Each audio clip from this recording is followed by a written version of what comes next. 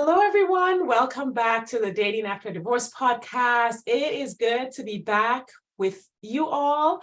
And I have a very special guest, my friend, coach, colleague, Michelle Gauthier, here on Zoom to record this episode about her dating journey. Welcome, Michelle. Thank you. Thanks for having me.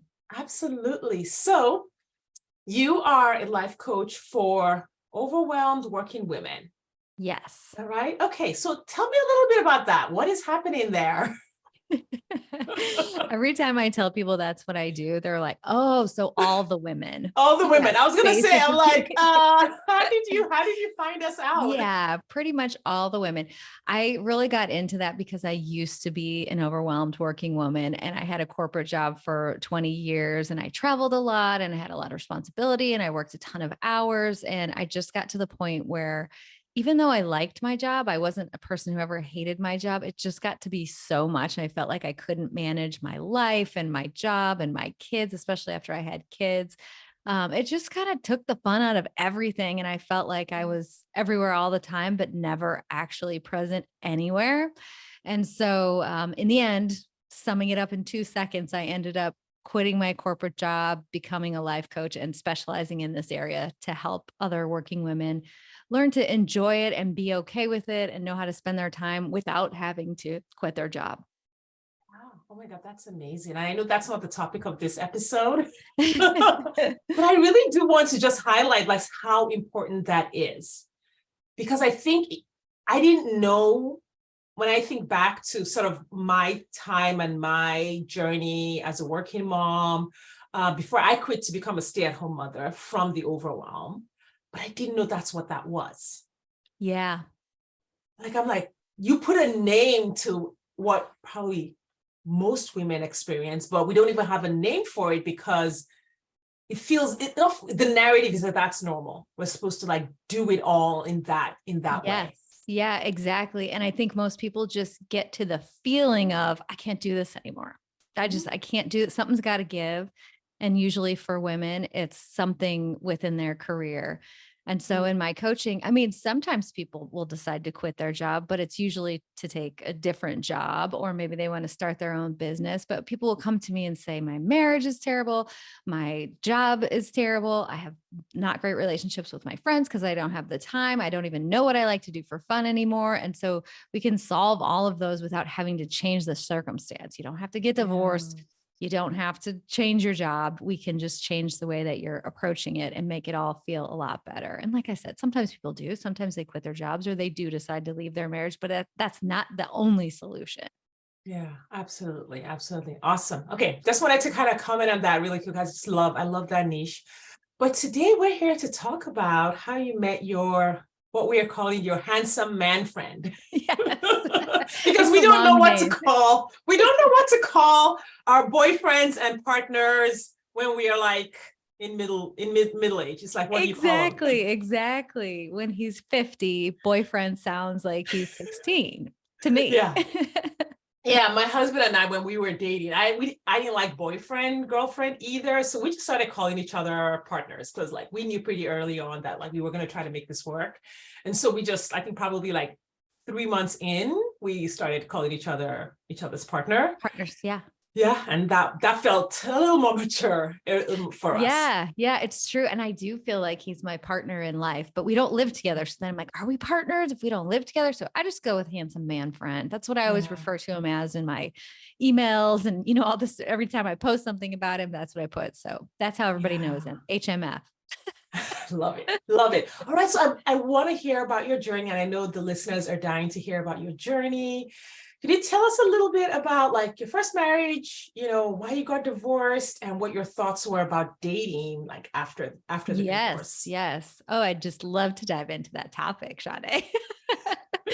I got married. Let's see. I got married when I was 26 and I married my college boyfriend and we were together for 20 years. And during that time, we adopted 2 kids. We lived in Texas and we adopted both of them while we were there. And we were always, good friends, got along well, had a really nice relationship. And then towards the end, things just started falling apart. I don't want to give a ton of details, but at the end, it was very heartbreaking and traumatic. And a lot of the thoughts I had were, I never thought I was going to be divorced. I thought other people might get divorced, but I never thought I was going to get divorced. And I come from a family of, not divorced people. No one in my family is divorced. No one in his family was divorced. So it was just, it was totally different than what I ever expected of my life. And of course, it was really hard on our kids too. So at the time when we got divorced or separated, actually, he lived in a different town. So he was already out of town and I lived here. And so I became immediately like a full-time single mom. I mean, they would go see him sometimes on the weekends, but they went to school here. So I had them all the time. So my approach to dating for like the first 2 years was just nothing at all. It didn't, it sounds silly to say it didn't even cross my mind, but I feel like that's true. Like it just was not even a maybe. I just had so much to work through. And at that time I called it my mental health activity of the day. So I had a life coach, I had a therapist, I went to yoga, I meditated every day. I mean, I was on it as far as the self-improvement because I felt like I had to start there. I had to start with me. And then my kids, they went to counseling and did all that kind of stuff too. So, and we got a new house. And so it was just getting stable and creating that stability. So for me, I know some people start dating right away and that works for them. But for me, I had to get everything stabilized. I was also starting my business at that time. I just really went all in on the life changes. So I was trying to start a business. I had a successful career before, but I had never been an entrepreneur. So there was lots of stuff I didn't know. So it was this huge learning curve on owning my own business. And then just to top it all, I got a puppy just to cheer my kids up. I know. I don't know what I was thinking. I know. But now, I mean, that dog is like the light of our lives. She's our total therapy dog. It was the best decision. But at the time I was like, what am I doing? So all that to say, I didn't date at all for a long time, probably a year and a half or 2 years. Oh yeah. Yeah. I mean, and that sounds amazing. And I love that you were self-aware enough to know that's exactly, what you needed. My journey at that point, the first 9 months for me was I was just like, never again. So I had a lot more reactive thoughts. I thought about it, and I think I was around other women who were divorced or divorcing, some of whom were dating. But the first 9 months, I was just like, I had a visceral response to even being in touch or in that romantic setting at all. I just could not even imagine. I feel like it was more neutral than never again because it just was not even a thought. It was like a black hole that I wasn't going to look into. Yeah.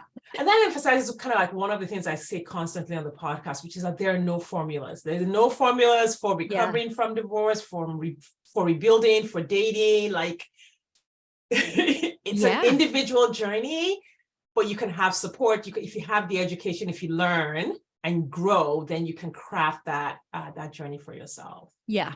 Yeah, exactly. And so do you want me to go on? Oh, yes, please. Okay. Just making sure you're ready for me to keep telling the story. So what happened at that point is I started to feel really solid about myself and my situation with my home and my business and my kids, even the dog. And I then started to think about dating, but I felt so good. And like I had worked so hard to put myself back together that I wasn't willing to risk it. I wasn't really willing to feel bad or potentially have a relationship that wasn't great. So that sort of held me back from dating more. I would go out maybe one time with someone and just be like, yeah, I don't think so. No, I don't want to do that. It seemed too risky to me when I really just wanted to keep everything totally smooth and calm. And then my next layer was dating people who I knew were never going to be like my life partner, just to dip my toe in the water and, date someone who I'm like, oh, this is fun, but this is never going to be my person, just to sort of practice and not get attached. And but what was that like? Like who were these people? Like people who were 27. Okay, that's what I was like, I bet that's what that was. Okay. Right. When you're calculating, like, is this person closer to my son's age or my age? Okay. but it was great. It was fun and, easy and, nothing too serious. So Potentially exactly what you needed at the time. I think so. I do. I Mhm. think so. And then I was on Bumble, and that I went through the phase where I would just swipe on all the people who I liked. And then when they would swipe back, I'd just be like, oh, good. And then never ever reply or do anything with it. It was like I just wanted the like still got it, like the the Oh my confirmation. God, I'm cracking up over here. I bet that's not something you teach. I don't teach that at all, but I know my clients do this before they come to me.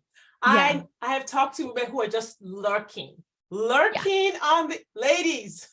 I'm sorry, Totally. I was names. lurking. I was definitely We don't lurking, lurk but on the lurking in apps. like an even creepier way because I was like, can you just confirm that you like me? Okay, cool. Yeah. Thanks. I'm out. Yeah. So that was that. So I was on Bumble for a long time. I think I did maybe go on like 1 or 2 dates with people from that, but not too much. And then one night I just decided I'm going to get on Tinder. So I do that. I set up my profile on Tinder, go to bed. I wake up in the morning. Tinder's just a totally different kind of Mm-hmm. app, and Mm-hmm. there men can reach out to you or partners can reach out to you.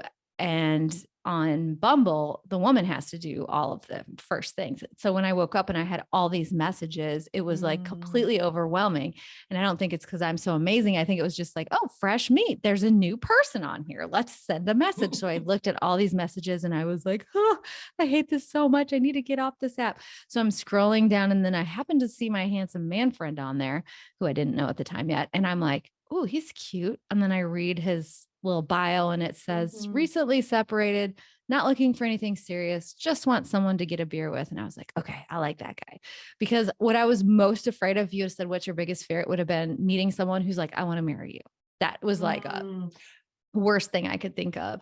So I sent him a message and said, I hate this app. I'm getting off it. This is not for me, but here's my email if you want to talk to me. And so he Wow. emailed me and we ended up emailing back and forth.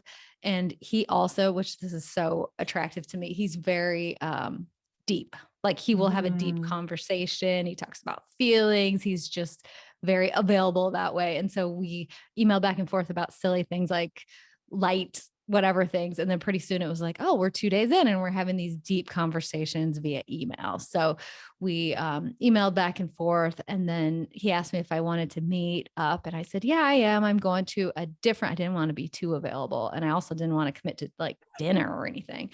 So I said, I'm going to a party and it will be over by like 9. It was something for my daughter's class. And then I could come and meet you for a drink after that. And so in the meantime, I now know he had another date for dinner before we were going to do that because he had just started dating online too.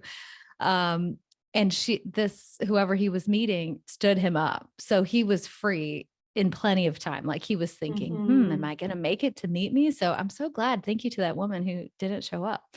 And we met for a drink. And the second he walked in, first of all, this is dramatic, but I texted my sister, hey, I'm I give her the name of the bar. I'm walking into Mhm. this bar. This guy's name is John. If I'm dead tomorrow, start there. Get the cameras. Yeah, A exactly. way to keep Exactly. yourself safe. Yes. Have someone Yes. looking out for you on a date. Yeah. Yes, exactly. So he walks into the bar and he's like a very physically big person. He's like 6'4". And he walked in and I could immediately feel his sweet energy. And I was like, Mm. oh, okay. I'm totally fine. I'm totally Yeah. okay. I'm safe with this guy. Like immediately before we even had a conversation. So that was our first date. It was great. It was so much fun. We had the best time. And then I would say the next 2 months were sort of rocky because I would think, oh my gosh, I really, really like him. And then be like, nope, I'm not doing this. Mhm. Oh, I really, really like him. And then I sort of looked for him to do things that were red flags for me. And there actually were no red flags, but I was like making up red flags because I Mhm. was scared pretty much. Yeah, it sounds Um, like that was sort of your thought the whole time was I want to get close enough, sort of a little bit avoidant, and not quite avoidant in the standard definition, but yeah. it sounds like you had some fear of intimacy, trust, like Totally. you wanted to be in the pool, but maybe only have like your toe in the water. Yes, exactly. He calls it my 10-foot pole. And he'll still say, did you just get out your 10-foot pole and like put his arm out? Like I can feel it. I can feel your 10-foot pole. So it's exactly what I would do. I would put out my 10-foot pole. And I think we just sort of learned together about, how it was going to work. And he was so nice and so patient. And he mentioned me dating other people because I was still dating other people at the time. And so was he. So it was fine. But he even the mention of it, I was like, don't try to tell me that I can't date other people, blah, blah, blah. And so it was like another 2 years and he never said a single word about dating other people. And once I said to him, I think we were like a year and a half or 2 years in, I said, I never really closed the conversation around dating other people. He's like, oh, I wasn't going to bring that up. I was never going to bring that up. Like, it's like, you told me in no Yeah. uncertain terms not to mention that again. Exactly. I said, oh, you can go out with someone else. You'll just crush my soul now. But I mean, you could if you wanted to. So that's kind of our running joke. So yeah, I definitely was. And he just, he was really supportive of the 10-foot pole. He didn't like it, but he was just like, I understand where you're coming from. And like I said, he's very open and available. So I could be like, I'm just scared. I can't help it. I'm scared or I'm reacting to something that has nothing to do with you or anything you've done. I'm just having all these thoughts and feelings because of things that have happened to me in the past. Yeah. And he was so nice about that. And I think, he's not here to speak for himself, but I feel like he would say the same is true. Like we gave each other that. I think it was a real blessing to date someone else who was also divorced and also just tragically crushed about their divorce so that we understood that. And our kids are around the same ages. So we could talk about parenting things. And it was just really nice. Yeah. And it sounded, I was about to ask that, like, because he said he was recently separated and not looking for anything serious. Was that his version of the 10-foot pole at the time? I think so, but I think he was just kidding around because when I feel like he would have been okay with it all along. He wasn't as nervous about it as I was. I feel like he sort of held back for my sake. And neither one of us want to get married right now. We've been together for 3 years and that's like not part of our plan right now. So I feel like we both are in agreement on that for sure. Yeah. Yeah. And it really is a match. Yeah. Right? Like where both of you are coming from, what sounds like, and I love this because I'm always explaining this to my clients over and over in different scenarios, is it's not that anyone out there is bad. There are a few actual rotten apples out there in the world, like scammers and narcissists and those people. But most people on the apps, most men on the apps are just men who are showing up in a way that's not a match for what you want. Yeah. So your handsome man friend who has his own 10-foot pole and who isn't looking for a commitment anytime soon was a perfect match for you. Like he was looking for exactly what you were looking for. Yes, exactly. And often I will have a client or a woman that I'm talking to about this who maybe wants a commitment pretty quickly, or maybe she's been divorced a long time, or she's like, yeah, I want to be married. I want all these things. And then she will encounter someone who has a 10-foot pole and it almost take it personally. Like the men out there are terrible. They don't want commitment. They're afraid of commitment. And there are all of these labels. And the labels go both ways. There are labels for women, labels for men. But I try to teach it like it's just not a match. Yeah, exactly. And I love that. People will tell us exactly what they want and we just decide to ignore it or think, okay, but I'm going to be the one to change them. Mm-hmm. Yeah. Never go based on that. Yes. Yeah. It's a perfect match for whatever it is you are showing up with. If you, I guess, aren't beating yourself up for what you want. Yeah. Whether it's marriage or it's, hey, we're living apart and we're companions and partners for a while. And I'll tell you, and we'll get back to your story in 30 seconds.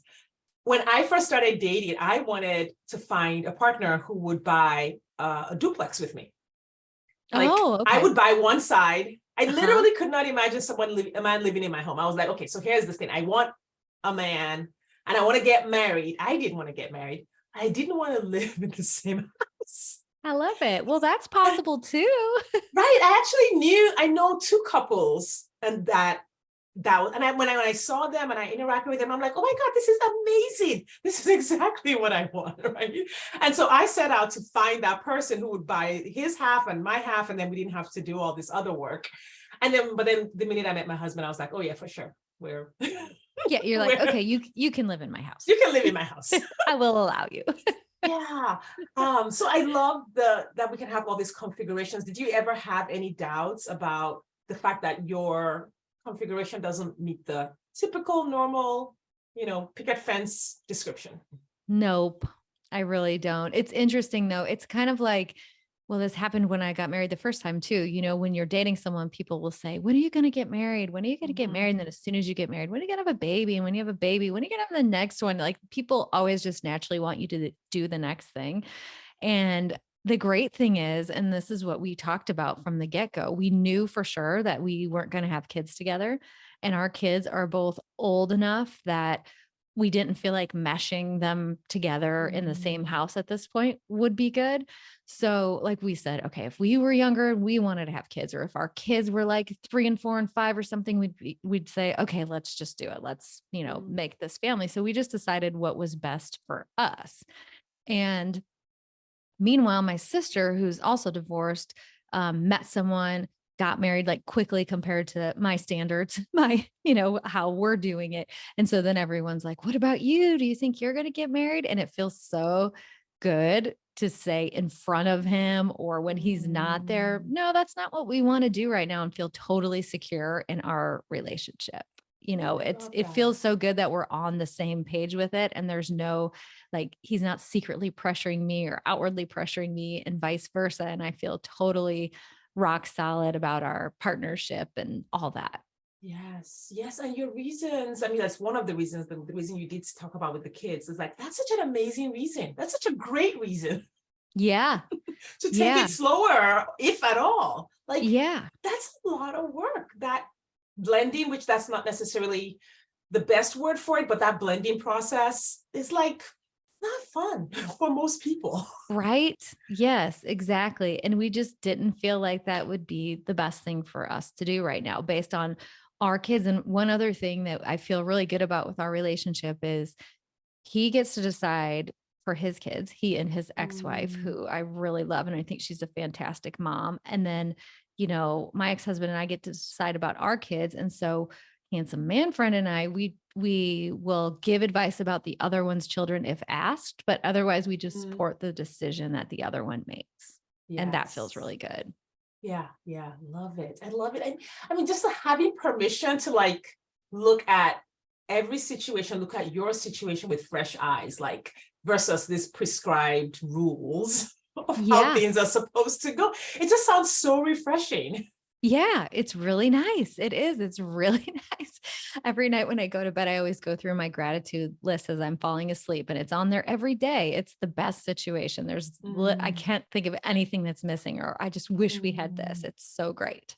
Oh, that's awesome. And I know there are some of the listeners who are like, oh yeah, that's exactly what I want. Or, your story may be giving them permission to ask for what they want, or go for what they want. And from having talked to just hundreds of women about this, I know that a lot of the fear that keeps them from dating is the narrative or the fear of judgment, that what they secretly want, or what they think would be best for them would be unacceptable to the people around them. Yeah, exactly. And you'll probably agree with me on this. That's the perks of being a life coach. I long ago stopped caring what other people thought about me.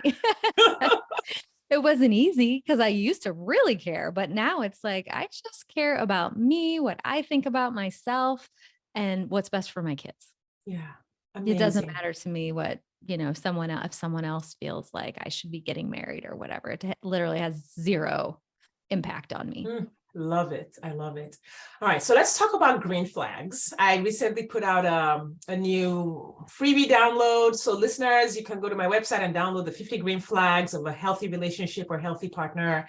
I've asked a lot of my guests these questions, like, how did you know he was the one? That's kind of how I phrased it in the past. But today I just want to say, like, how did you know he was I know you had that initial energetic like feeling that he was a safe person, but I'm guessing that over time you were watching for like, okay, who is he really?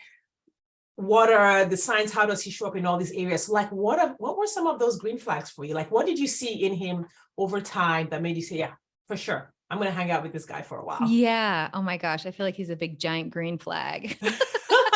Perfect. We want to hear all of it. We want to hear, because I think this is the education that we were all missing the first time around. For many of us who end up just picking the wrong person, like we had no idea that green flags were required.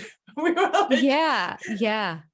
Okay. The first thing I have to say is I will tell you all of his green flags because he has so many, but the person that I am versus the person I was when I got married the first time has a big impact on seeing his green flags, because what I would do before, and if I could go back and change the way that I treated my ex-husband sometimes, was I felt like I always knew what was best for him.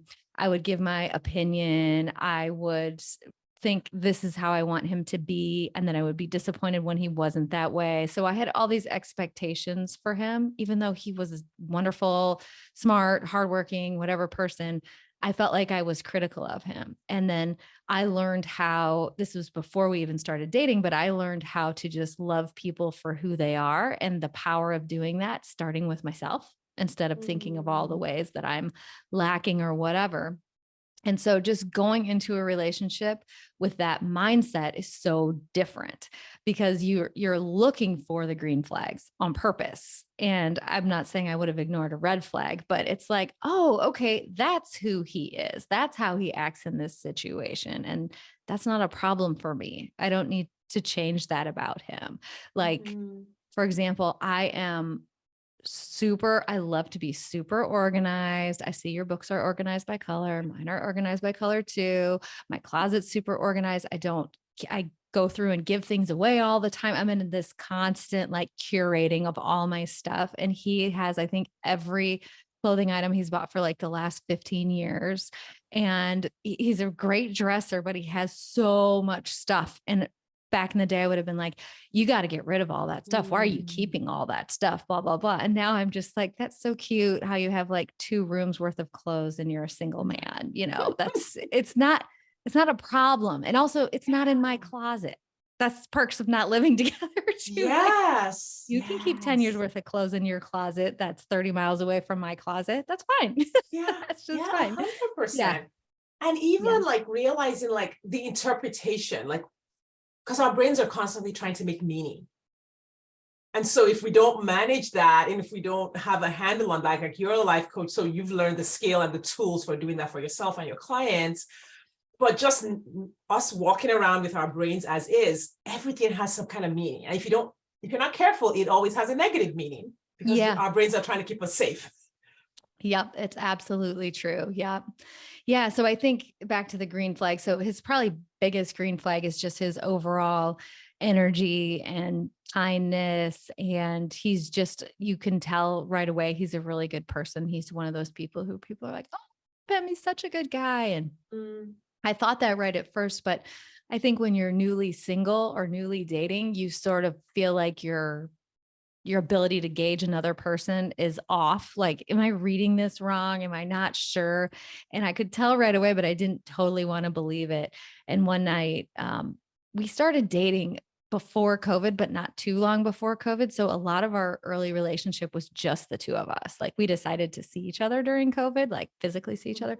So he'd be at my house or I'd be at his house, but we didn't really go out that much. And when we did go out, we went out with his boss one night, some of his other friends, and everyone was like, oh my gosh, he's the best guy. We're so happy. We're so happy. He's happy. Everybody was like reinforcing this green flag that I felt right off the bat. And then something that I really felt lacking before was safety. And you and I know a lot of the feeling of safety comes from yourself. Like, we have to give ourselves safety, but I felt even more safe when I was with him than when I wasn't with him. And like safe, physically safe, yes, but safe to like share my feelings or to say, when you said that, it really made me think this, and that made me feel bad, or those kinds of things. So I felt totally safe just to be myself. And then the other big green flag was the kind of dad that he is. Yeah. That was, I mean, to me, that's like the most attractive thing ever. His daughter was Yeah. having a hard day one day and he took her out to dinner that night and had this big, deep conversation. Like, he's not afraid to go deep on the feelings and show people that he really cares about them. So I loved that too.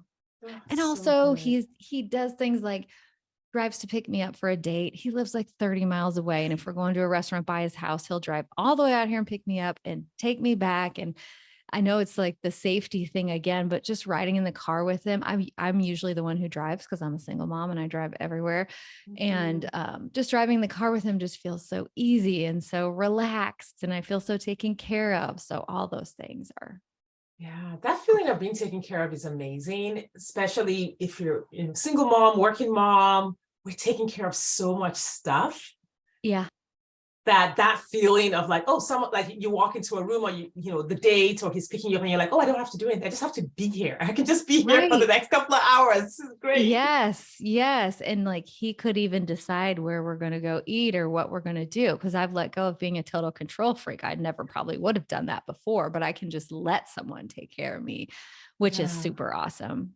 Yeah, I love it. I love it. I want to just emphasize a couple of red flags. Sorry, green flags that you mentioned, but I think you mentioned them in passing, or you didn't. Like, one time he was willing to integrate you into his life. Like, you went out with his boss, you went out with his coworkers. Like, that is a green flag. And I think there's a narrative that women are clingy or desperate, or like, forget the other word for it, but like asking for too much. So when you want to like integrate with someone or meet people in their life, a lot of times women feel bad to ask, or they don't want to say, hey, let's do a blind date with your best friend or things like that. I'm like, no. The right kind of guy will want you to meet the people in his life. Yeah. Even if you're not committed or exclusive or planning to be in each other's lives forever, like a green flag is someone who doesn't have anything to hide, who's willing to be transparent. Gosh, that's absolutely true, for sure. And it was funny because his coworkers, when I've met them, he has a whole bunch. And so even just a few weeks ago, I met more of them. I keep meeting more and more people. And they always say, oh, we thought he was making you up all this time. He talks about you all the time. And then they'll tell me things they know about me that he's told them. I'm like, that's so cute. So cute. Love that. Oh my gosh. Yes. And then the other one that you had said was you felt free to be yourself.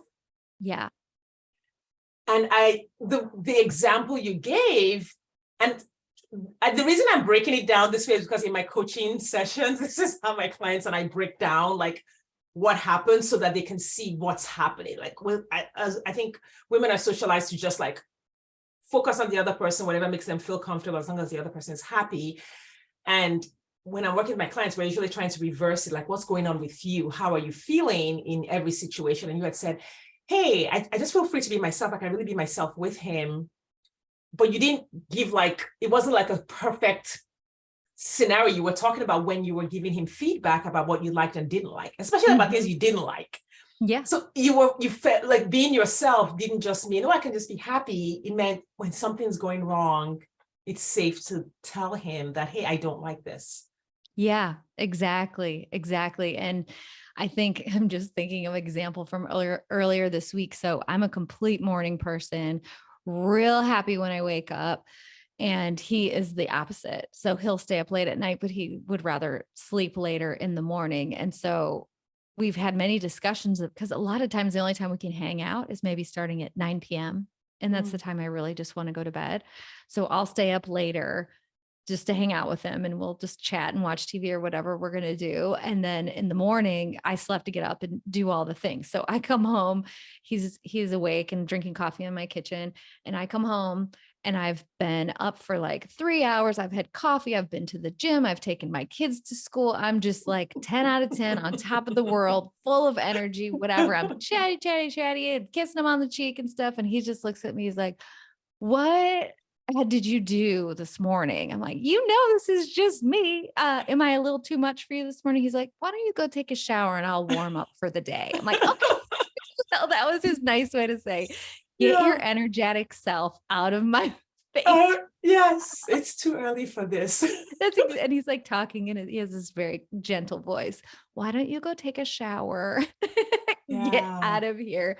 But it feels good. I don't feel like I have to tone it down or not be Mm, myself, even though I know he's not that way. And yeah. another thing I really struggled with, and this is one of my stories from the past, is when I'm having like a hard or a bad day. So let's say I'm exhausted and I'm frustrated with my kids, or I'm trying to help somebody with homework, or you have high school boys. Oh, yep. Oh my gosh. Physics is killing me right now, by the way.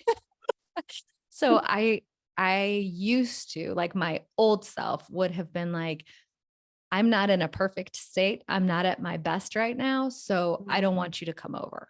Like, I don't want we're still going to be in Mm, relationship and stuff, but I don't want you to be here and see this and whatever. And so just recently I started telling him, I feel really crappy. I'm crabby. mhm, I don't care if you come over, but I'm just telling you, you're not going to get the best me. And for him to say, mhm, I don't care. I mm. just want to sit by you. That's what he said. I just want to sit by you. I'll come Oh, over and I'll just sit by you. Okay. And one night he even told me to go to bed and he finished teaching my daughter her math stuff. And I was like in tears. oh, Yeah. Is there anything more romantic okay. than that? I like seriously, I feel that in my soul. Yep. You know And what it's else you did the other day? This is something only a single mom could understand and appreciate. I left to go somewhere and he left after I did. He was here in the morning and I came home and he had cleaned out the coffee pot and like took the old grounds out of it. So the next day when I went to go make coffee, the coffee pot was already clean and I was like, oh, this is the no, best it's thing that's like ever elves. It's happened to like me. I know it feels like a miracle. You're like, wait, what? Oh my Oh my goodness. gosh. And I Yeah. texted him a picture of the empty coffee machine. I was like, oh my gosh, this is so amazing. That's my love language too, acts of service. So just Mhm. anytime someone does something so I don't have to do it, oh, that is the truest love there ever was. Yes. Oh my gosh. Yes. Yes. And I thank you for sharing all of this. Like just those, like in the coach world, we call them the 3 a.m. scenarios, where it's just like Yeah. those moment by moment um incidents that let you know you're loved and you're safe and you're cherished. And um the like for a lot of women, we don't know. For some, like I had my parents got divorced, lots of chaos. I jumped right into my marriage. So like I didn't have this breakdown of this is what it looks like to be in a healthy relationship. These are the moments. These are Yeah. the these are the little signs to look for. And it's not, well, he brought me coffee one time in the last year. Like some people are so starved for love and kindness and acts of service that like they can be bought with a single cup of coffee because they have Yeah, never even had absolutely. that. I've been that person before. Yeah, I yeah. get that. Yeah. Yeah. So like the message, and I just really feel like you've done such a marvelous job of like sharing that with the listeners is this is what it can look like. This is what's possible. Yeah. If you know yourself, you work on yourself, you heal, and you go for exactly what you want, looking for someone who matches that. So thank you so Yeah. much for sharing that. Yeah, absolutely. Thanks for asking me. That was Oh, therapeutic for me as well. absolutely. We didn't talk a lot about the apps. But I think maybe my last question can be around using the apps. So a lot of women are like super nervous about using the apps, or like kind of get like, oh my gosh, this is, terrible. We shouldn't use the app. So I want to meet someone organically, etc. Like, what's your advice for someone who wants to get it? And you've met him on Tinder. Like Tinder is like the whoa I of them know, all. So exactly. looking I'll back, tell you what my tagline is. I always say, all true love is found on Tinder. so, we're kidding, ladies. We're kidding. It's still Tinder. However, and I love that because it really does emphasize one of my thoughts. People ask me, what's the best dating app? I'm like, all of them are good. Yeah. All of them will work. You just have to find the one that works for you, which might Yeah. mean getting on more than one, getting and learning how to use them, getting and learning some, skills and tweaking and practicing and things like that. But what are your thoughts now about Yeah. dating apps? I totally agree with you. I think they're an amazing resource that we didn't have the first time Mhm. around. And I think that it's great to go into it, as you said, getting clear with yourself first, knowing where you are, knowing you're in the process of healing. I don't think you have to be completely healed. Are we ever necessarily? But, knowing yourself, knowing what you're looking for. And I think just believing, because when I was preparing in my mind for this interview, I was thinking, what helped me meet him? And I just had, and have always had an underlying belief, but that there are great guys like my dad's a great guy. My brother's a great guy. I just believe that there are great guys available. So sometimes people will say to me, well, I wish I could find someone like you. You got the last good one. And I hate that. It's Like, never no, true. it's not true. There are so I think believing that the person in the situation that you want is out there. Yes. The app feels irrelevant. Right. Yes. If anything, the apps help us shoot fish in a barrel. Brings all the guys so that we can find the good ones. Yeah, exactly. And it helps you get very clear, like, nope, I don't want that. Nope, I don't want that. And, I wanted to date someone who had kids, and I wanted to date someone who had been divorced. And, but I wouldn't have known that going in. Yeah. So good. Thank you so much for sharing. I know this is helpful for so many people. Tell us again what you do. You work with, okay, I'll just let you say, because then I'm going to just mess it up. So tell us again what you do and who your clients are. If, majority of the listeners to this podcast are women in midlife, working moms, single moms. So just kind of give us a little synopsis, what you do, what you help everyone with, and then where they can find you. Okay, great. So I work with women who are working and overwhelmed. Lots of times they end up being moms as well. And what I do is I help them create a more calm, present, peaceful, grounded life, which is sort of the last way that they would describe their lives when they first start working with me. So I do that through one-on-one coaching. And I also have started a podcast called the Overwhelmed Working Woman Podcast. And every week I will give strategies and tools that you can use just to feel more calm and less overwhelmed. Man, I feel calmer already. Just thinking of it, I'm just floating up into this reverie of my clients tell me that my voice is calming. Maybe that was it. Maybe my voice calmed you. I think so. They're right. I think that's what it was. I was yes. Well, I think that just means you embody energetically what you are helping women do. I absolutely do. Yeah. I feel like if someone just peeked in my window at any time, there would be no surprises. I practice what I preach. I'm honest. I get overwhelmed sometimes too. Everybody does. The goal isn't to not get overwhelmed. It's to just know how to get out of it and know how to feel calm and peaceful more than you feel overwhelmed. Wonderful. Michelle, oh my gosh, thank you so much for everything you have just shared and everything you shared on the podcast about dating. We're going to link up all of please tell them where to find you online for those who just want to listen and go right to your website or your socials. Just spell that out. So my website is michellegauthier.com. So it's Michelle with 2 L's, MICHELLE. And my last name is GAUTHIER. And that has everything. You can subscribe to my weekly newsletter. There's a link to my podcast, all the socials, everything. Work with me. All that stuff is on my website. So if you just go there, that's a great place to start. Awesome. And the website and the socials and the podcast will be linked in the show notes. Thank you for being here today, listeners. Please connect with Michelle online if her work resonates or her story resonates with you. I'm sure she would love to hear from any and all of you. We appreciate your time and attention today. Michelle, thank you for being here. Yeah, thank you. I'm so appreciative of what you're putting out in the world too. I think it's so needed, and you're just one of my favorite people. Thank you. All right, everyone. We will see you next time.